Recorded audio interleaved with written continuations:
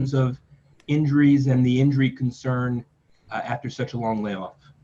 Oh, good. I mean, we did a lot of 5-on-5 today. We got up and down the floor a lot. I think they enjoyed it. I thought they did a good job. The intensity and the concentration is very good. It's something that we can build on. And then, we'll evaluate tonight, see how guys feel. And then tomorrow is going to be our 5th day in a row. We're going to do a lot of contact again. And then the plan is to take the next day off. We did give Jonathan Isaac the day off today just because, we need to be careful. He's progressing well. But again, obviously, like with everybody, I mean, the health factor is a priority. Can you clarify something regarding J.I.? Is he doing any of the contact work? He hasn't so far. But he's also doing, we did contact the last 2 days. Then actually Mike Batiste and Rick Higgins did stuff with him that actually involved, I would say, near contact type things where they were banging on him, and he responded well to that. Thank you. Chris Hayes, Orlando Sentinel. Hey, Coach. Back to J.I. Do you anticipate his availability with the restart? Oh, I think it's far too early to know. I mean, he hasn't done any contact, for months. So until he progresses to the point where we're comfortable that he could jump in and play some 5-on-5, I don't think there'll be any way to know. Okay, thanks.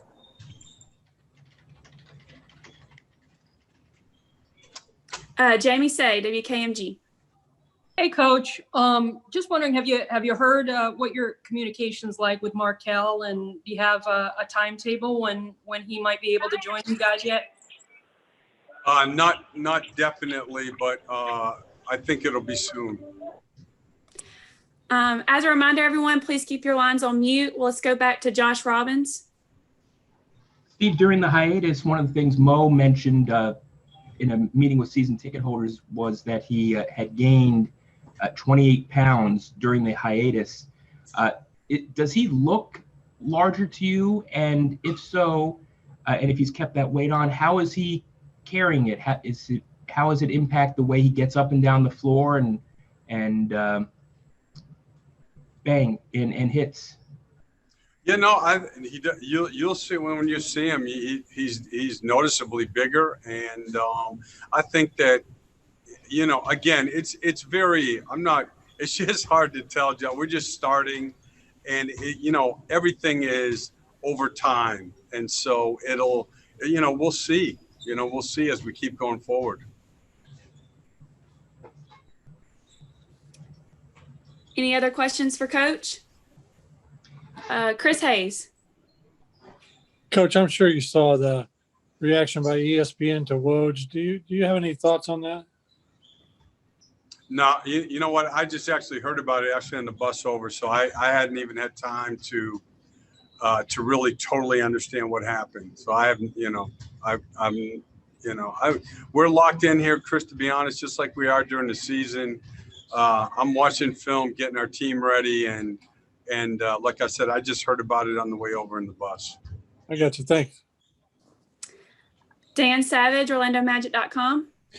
Hey, Cliff. Obviously, you guys took a number of preparations. The NBA has taken a number of preparations. But, what elements are missing from, not being at your home practice court that you would have available to you when you're out there? In terms of practice itself, to be honest, we have everything that we need. I can't imagine a more well planned out, comprehensive plan than what the league has put forward for all of us. The facilities, it's really remarkable what they've been able to do, both the practice facilities that we're using, along with the weight rooms that we have in each of the 7 practice facilities. We've been in 4 of them now, and they're terrific. There's nothing that you would want in terms of having good practices. And in terms of safety, again, The commissioner had said it. It'll be one of the safest places in the country, and it is. So other than, staying in your own place, sleeping in your own bed, which obviously would be what everybody would like to do in this very unique situation, I think it's absolutely remarkable what the league has organized. Nick Friedel, ESPN. Cliff, I know how close you are to Tibbs. How much you think it's killing him not being able to be part of the bubble and be in the action right now? Oh, no, no question. I don't think, this game at all levels, is filled with people that love basketball, nobody more than Tom. And now selfishly, the one thing I do like about it is starting with our first exhibition game, I'll be getting texts and calls from him telling me everything that I need to do better. So from that standpoint, good for me. How much do you get to communicate with him on what you all are doing day to day, since he has all this time right now? I get, you know what, it's and I'm not joking about this. I get incredible help from Tom, from Stan, and from Jeff. And if you know the three of them, none of them hesitate to tell me things that are good, but also things that we can do better. And it's an enormous help. I mean, I have a great staff here, and I get information from them, but each of those three guys help me a great deal. Okay, we have time for a couple more. Let's go back to Josh Robbins, The Athletic.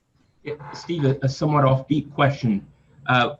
Would it surprise you to learn that Stan Van Gundy has a Twitter account and that he is using that Twitter account to advocate for political causes? In other words, have you gotten a sense from him as to how much the struggle for racial justice in this country has impacted him and has kind of galvanized him?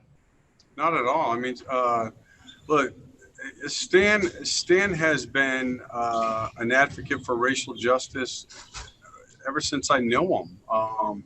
He is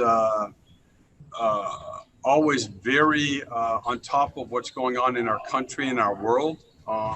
He's obviously incredibly intelligent guy, and so this is nothing new. I mean, this is something that he's felt strongly about for a long, long time. And I think it's great because, again, right now, I think if you look at polls across the country, I think more people are realizing how important and how critical it is that we all work towards making the systemic changes that we need so everybody has an equal opportunity to have a good life. And Stan's been an advocate of that ever since I've known him and worked for him. Thank you. Any more questions for Coach? Okay. Thanks, Coach. Thank you.